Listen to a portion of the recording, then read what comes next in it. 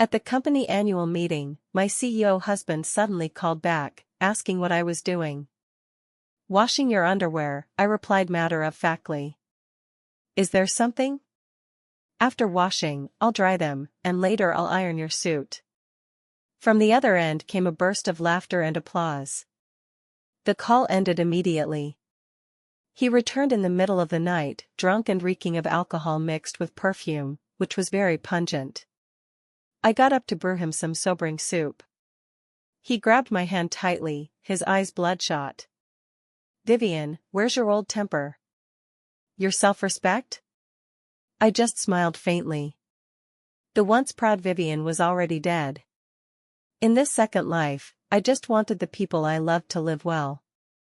Ethan turned my body to face him, hysterical. Speak. Tell me, where did you put my Vivian? Give her back to me. I smiled. People change, don't they? And the one who changed first was him. His angry and anxious gaze slowly turned to sorrowful helplessness. Can't we stop torturing each other? My eyes were calm. Isn't it good like this now? His shoulders slumped, and he took a deep breath. Sorry, go back to sleep. Back in bed, I heard the sound of glass shattering. After a while, he came in and sat by the bed, silent for a long time before saying, Sorry, I woke you up. Grace and I have really broken off, and there won't be any other women. What do you need to forgive me? I didn't want to argue with him, so I stayed silent, closed my eyes. I placed my hand on my lower abdomen and patted it soothingly. Sleep, baby, mommy won't leave you again. In my previous life, I discovered Ethan's affair when I was 2 months pregnant. To be precise, from when he started pursuing me, to dating, marriage, and pregnancy, a full 7 years. He had maintained a bed-partner relationship with his childhood sweetheart's sister, Grace. I wanted a divorce and to abort the child. He refused no matter what, repeatedly saying he loved me. In the name of love, he confined me at home. If I tried to suicide, he tied me to the bed. If I went on hunger strike, he threatened me with my mother. Until delivery. The moment the soft infant lay on my chest crying, I felt alive again. I watched her almost inseparably. When she smiled, I smiled. Ethan was also happy. He had successfully kept me with the child. But 3 months later, I had a sudden mental breakdown and almost threw our daughter off the 3rd-floor balcony. Ethan snatched her away, slapped me, his hands trembling with fear. You're crazy. He sent me to a psychiatric hospital for a year of treatment. When he picked me up upon discharge, he asked if I missed our daughter. Hearing her call mommy, my heart clenched sharply. I nodded. Back home, Grace ran out holding our daughter. Ethan. I was passing by to check on the baby. She had an allergic reaction to something unknown. Our daughter had difficulty breathing, her face already turning purple. At the hospital, the doctor said we arrived too late. I instantly fell into a deeper hell. Murderer. I rushed at Grace, but Ethan blocked her, restraining me. Vivian, calm down. I'm heartbroken too, but this was an accident none of us wanted. Grace wouldn't intentionally harm the child. He believed in her character. Not intentional, could exempt her from blame. All my doubts were seen as mental stimulation, unreasonable fuss. After all, I had almost become the one who killed our daughter. I had no right to condemn others. I found Grace's lecture hall and wrote in red paint on the blackboard, Grace, pay with your life for murder. I splashed the entire can of paint on her. Ethan's face darkened as he dragged me to the hospital. Your mom has craniotomy in 3 days, do you want her to die too? My mom had a malignant tumor in her brain, they hadn't dared tell me. I stopped making trouble. But my mom died on the operating table. Vivian.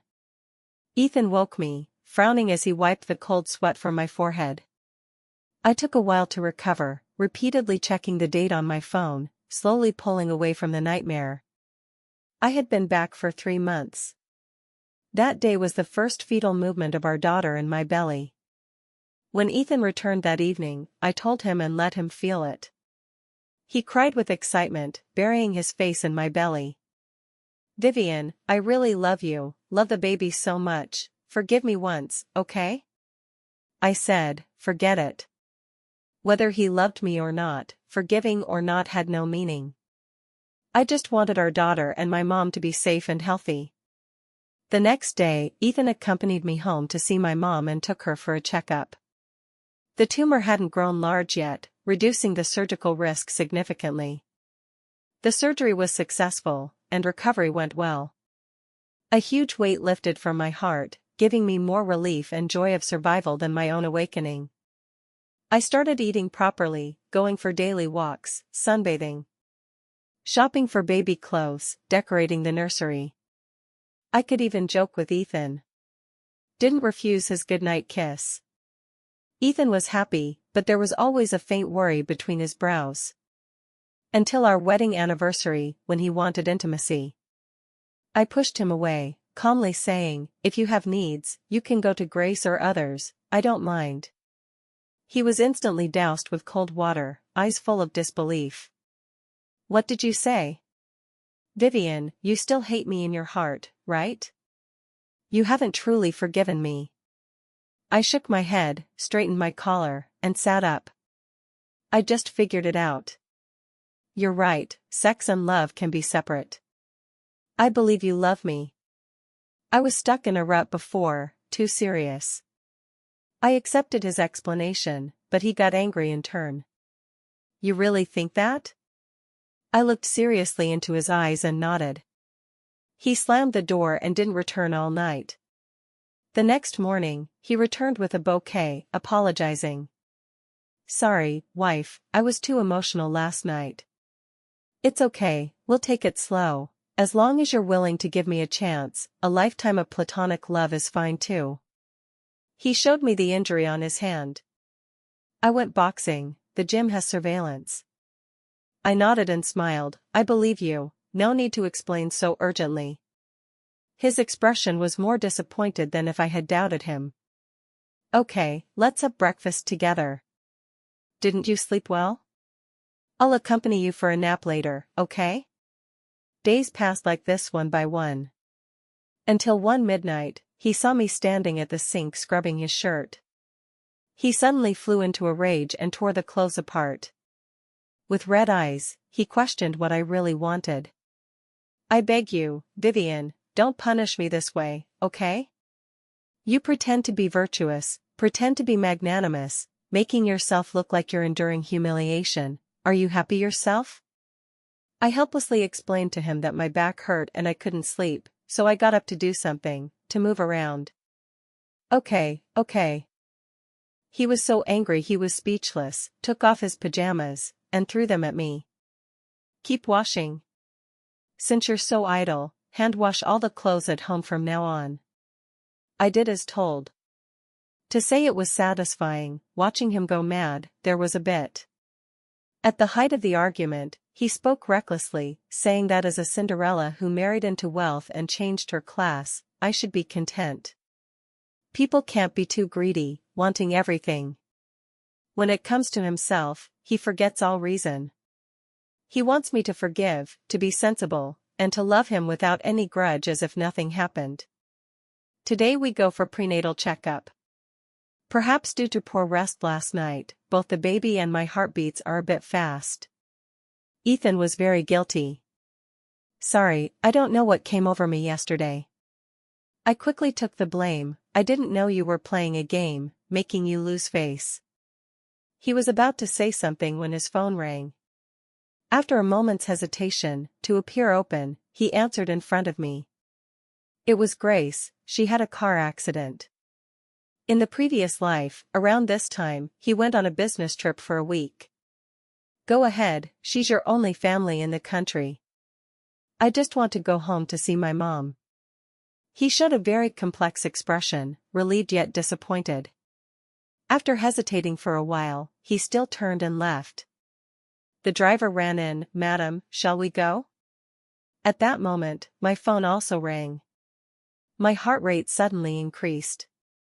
Hello, this is the emergency department of Peking University-affiliated hospital. Are you a family member of Ms. Helen?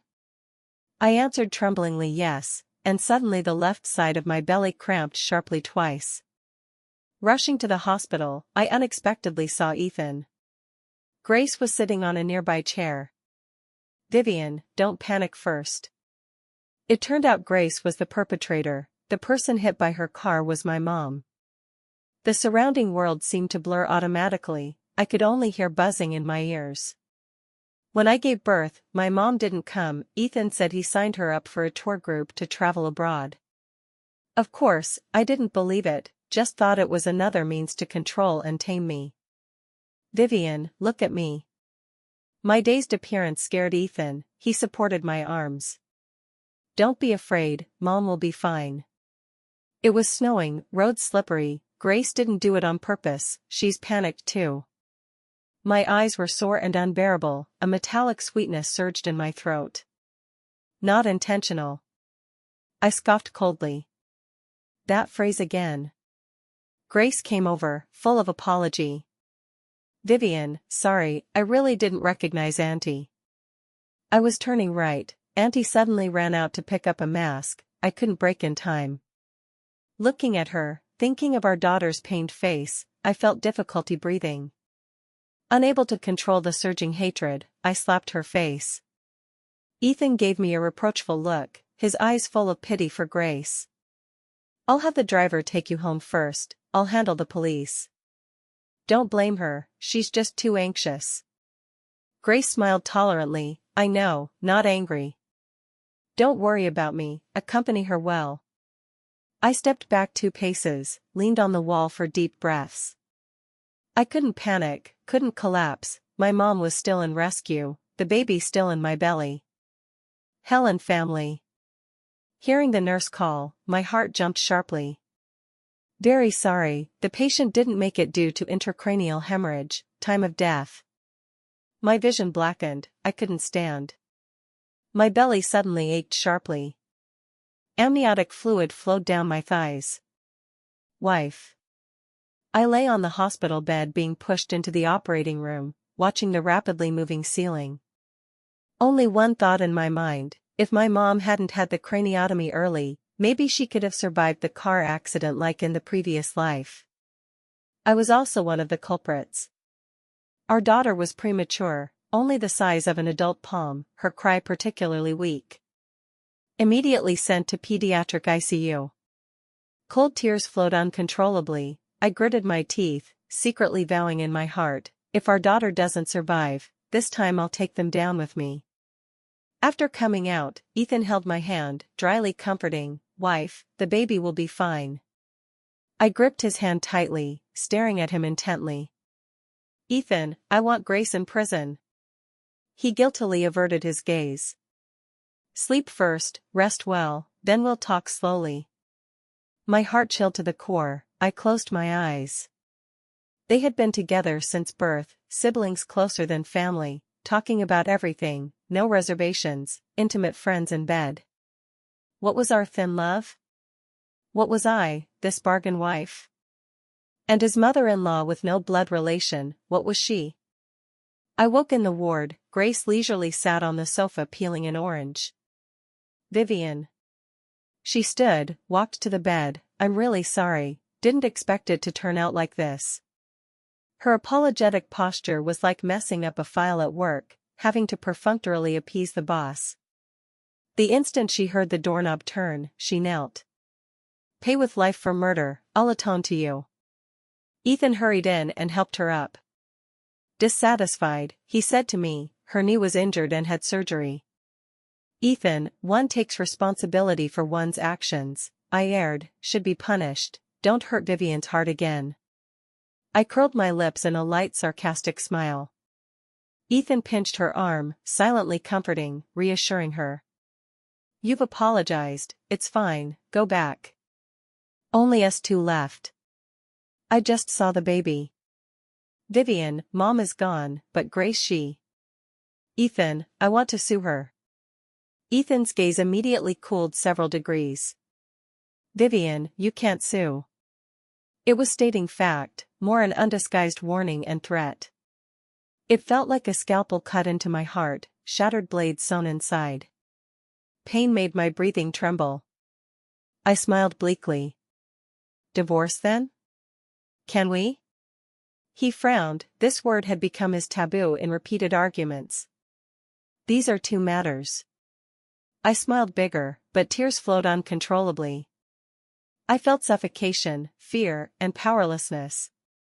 Ethan, we divorce, daughter to me, give me 20 million at once. Unless you lock me up for life, chop off my limbs, otherwise I'll definitely kill you all.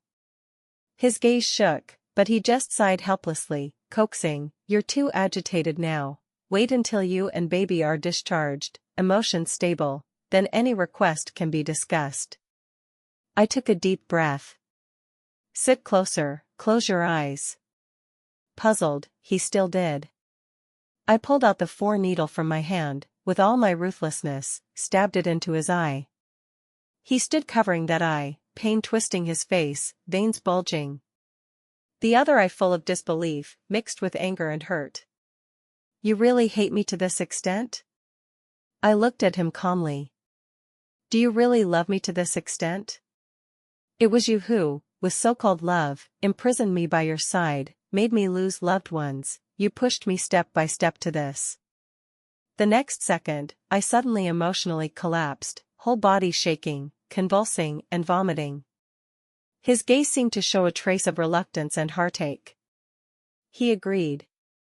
Handling my mom's funeral, divorce, moving, seeing doctors, taking medicine, waiting for daughter to discharge. The 2 months were exceptionally tormenting. Heart always hanging, fearing Ethan would renege. Finally, the day to take daughter home, I specially dressed up prettily. But at the hospital, the nurse looked at me surprised. Mr. Ethan already took the baby. Instantly, my blood flowed backward, like throat choked. Turning, I rushed out in panic, but bumped into a man. Vivian, don't be afraid, I'll help you.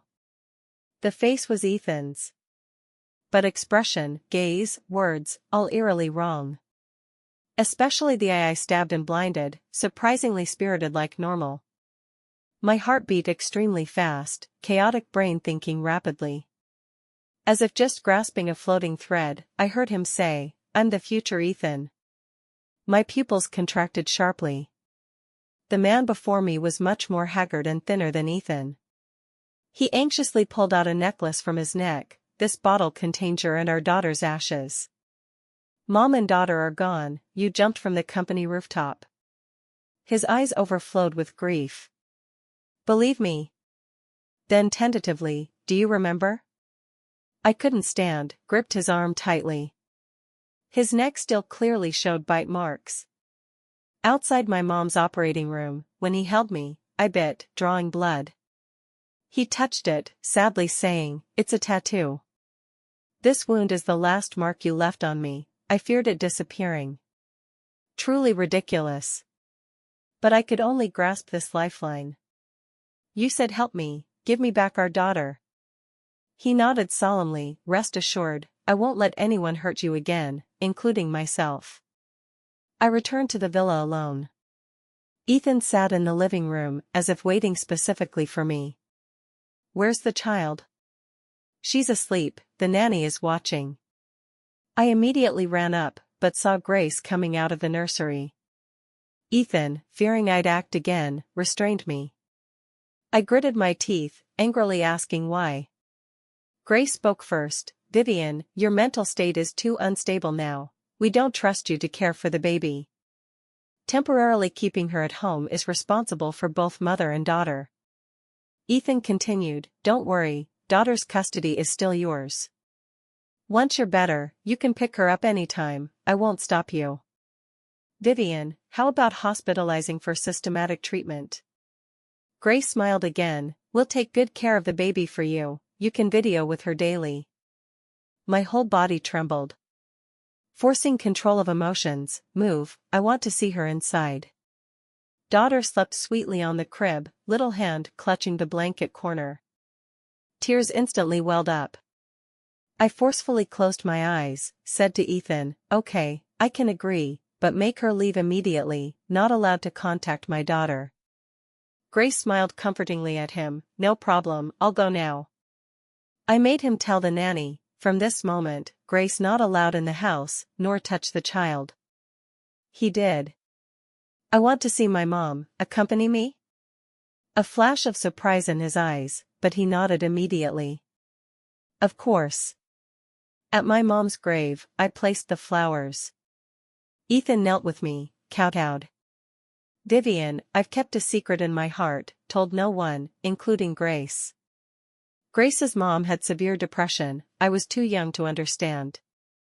She secretly told me she wanted to carve a wooden bunny for Grace as birthday gift, asked me to find her a knife. She died, no one investigated where the knife came from. I didn't dare say, could only wipe Grace's tears over and over. "Vivian, do you understand? I owe her, I promised to protect her for life." Hearing this, my heart mixed feelings, sympathy, empathy for Grace's mom, pity for the girl who lost her mother. But hatred for Ethan and Grace deepened. "Since your bond is so deep, why not be together, why harm others?" He answered without hesitation. "Because I love you, for Grace, only familial affection." I laughed extremely sarcastically. "You'd sleep with your own sister?" He paused a few seconds, dryly, "Just habit. She has mysophobia, can't accept men other than me. You can see me as her tool for needs." I smiled. Ethan woke in the car, headache splitting, dizziness and nausea taking a while to subside a bit. The car in a desolate open parking lot. The dashboard time was a week after grave sweeping.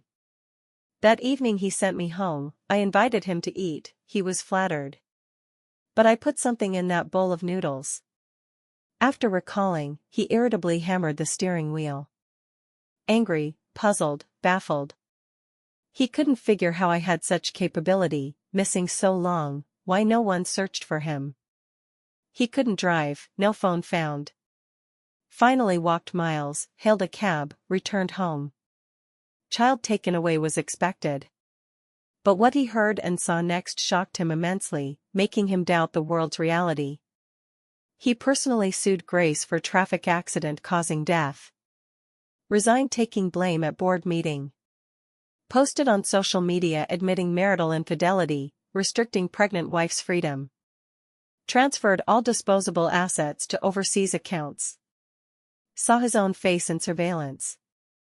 He was thunderstruck, blood flow and breath stalled, fear rising from marrow. Like seeing a ghost. How possible? He had no memory at all. The man on screen was him, yet not him. He gulped 2 sips of whiskey, trying to calm. Looking at his reflection in the floor-to-ceiling window, self-mockingly smiled. Perhaps the sick one wasn't Vivian, but himself? Perhaps guilt toward the 2 most important women in life tore him into 2 personalities? He sat to continue watching surveillance. Then high beam swept the yard, 2 police cars stopped at door.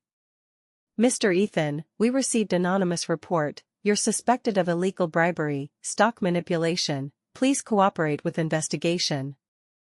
The report materials and evidence in police hands only he could obtain. Evidence complete and irrefutable, no way to overturn. He wanted to defend with mental illness, but appraisal result all normal. He was nearly driven mad. "That person isn't me. I don't remember doing these things at all. I'm not sick, then give me an explanation, what the hell is all this?" After roaring, he self-mockingly laughed. These people had explanations in mind, criminal feigning madness for reduced sentence. But who could tell him the truth? Where were Vivian and the child? I went to the detention center to see Ethan. He was extremely agitated, face and neck flushed red. Warned twice by staff, then calmed a bit. "Vivian, please tell me, what exactly happened?" I smiled, eyes showing disappointment. "I'm puzzled too, don't know why you suddenly changed so much." I thought you regretted, felt sorry for me, wanted to atone, turns out I was sentimental. He shook head, opened mouth, finally said nothing. Is the baby okay? He didn't pursue further. I nodded, she's good, can eat 10 more milliliters of formula. He smiled gratified. That's good. Sorry Vivian, though I can't figure why it became like this, everything is my deserved punishment. You and daughter live well, forget me. Saying this, his eye corners moistened. You're right, I shouldn't have harmed you. If I could redo, I wouldn't pursue you, without me, you'd be happier. I smiled bitterly. We met at an interschool debate, I was debater, he special judge. After, he chased up. Affirmative second debater, you said love's beauty is in the moment, can I add contact, let it have second, third, nth moments? The love at first sight moment still beautiful in recall. But from start, doomed not eternal. I was always deceived. What I happily stepped into wasn't fairy tale castle, but illusioned man-eater's den. Ethan sentenced to 10 years. Grace 7. Future Ethan told me Grace recognized my mom, deliberately braked 2 seconds late. He got the car's dash cam, proving Grace's act not mere traffic accident. In court, Grace's eyes full of hatred toward me. Vivian. You ruined me and Ethan. Ruined everything. I didn't look at her again. Daughter's allergy was also her deliberate, even sent away nanny, delayed rescue. Future Ethan learned truth second year after my death. In argument, fell from same spot I jumped. Sorry Vivian, I'm guilty. He cried heartrendingly before me. I shouldn't have unconditionally believed her, hurt you so deeply. I love you, yet became the executioner killing you and your loved ones. Vivian, I really regret, since heaven let me return, should have been earlier, before pregnancy, before marriage. If you hadn't met me, you'd be happy. Both Ethans said the same. After dust settled, future Ethan disappeared. Left only a line, Vivian, want to write goodbye, or never see again. I don't know if he hid himself or vanished from this world. I won't forgive him, but thank him too. Otherwise, I don't know besides mutual destruction, what to do with Ethan. I took daughter abroad. Watching her body gradually strengthen healthily, the guilt and sin pressing my heart slowly lightened. My own antidepressants, not missing a dose. Can't let tragedy repeat. A year later. Ethan's lawyer contacted me, saying he strongly requested to see me once. I refused. Second time, lawyer relayed his words, I know he is me, I am him. My heart jumped. Meeting again, he was much thinner, appearance changed. No trace of former spirited self. Eyes dull, no light. Vivian, what is real, what fake? Is all this still my brain's fantasy? You weren't you long ago, right? So you suddenly changed attitude toward me, so urgent to take mom for checkup. But mom still. He covered face, tears flowing through fingers. If I let you go earlier, maybe nothing would happen? I'm the culprit, the root of all evil. I understood too late. Nightmare-like memories flooded mind. It was half a month ago, the day he fell. Vivian, say something to me? He begged me. Is daughter okay? Has she grown a lot? Did you bring her back? Let me see her photo, okay? I remained expressionless. Played him a clip of daughter babbling. Ma. Mom. Mommy. Her appearance, voice, unchanged. You should remember. He recalled picking me up from hospital that day. Emotions collapsed again, crying to trembling. Sorry, I just couldn't accept you leaving, I wanted you by my side too much. I love you too much. I shook head lightly. You're just too possessive. From the moment you fancied me, I became your possession. Something obtained, not yet tired of, how could you allow it to run away? He looked up stunned. No, not, I love you, Vivian, hate me, but don't doubt my love, okay? I smiled sarcastically, your love, keep it to reminisce slowly yourself. Next heard of Ethan 3 years later. Lawyer contacted, he had late-stage brain cancer, on medical parole, hoped to see me and daughter last time. After refusal, he said just a photo would do. I didn't give. 2 months later, got his death news. I thought I should be happy, relieved, but chest always stuffy. Cutting fruit, distracted and cut hand. Daughter anxiously got me the first aid kit, role-playing doctor, seriously disinfecting, bandaging. How is this lady so careless? Be careful next time. Don't get wet after going back, prevent infection, here? I was amused heartily. Got it, Dr. Iris. When I was her age, parents divorced, mom took me and changed surname. She smiled saying to me, from now on, same surname as mom, Iris. I remember wiping tears from her face. Time flies, like another world. I took daughter back to see grandma. Daughter surprisingly touched name on tombstone. Grandma Helen, me Iris, both colors. But mom's is nice too, grandma can surely hear our laughter. She exaggeratedly laughed twice. I couldn't help laughing along.